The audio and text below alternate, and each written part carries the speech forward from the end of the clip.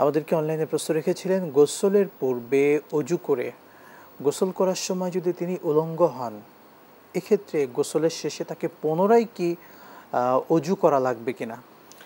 ধন্যবাদ ভাইকে গুরুত্বপূর্ণ প্রশ্ন করার জন্যে। আসলে এই অজু ভঙ্গের কিছু কারণ রয়েছে। জি। অজু ভঙ্গের কারণের মধ্যে উলঙ্গ হলে অজু ভঙ্গ হবে, সেটা কোরআন এবং সুন্নাহ দ্বারা সমর্থিত কোনো কথা নয়। জি। তবে একটা বিষয় হচ্ছে তাকওয়া। তাকওয়া এক জিনিস, জায়েজ আরেক জিনিস।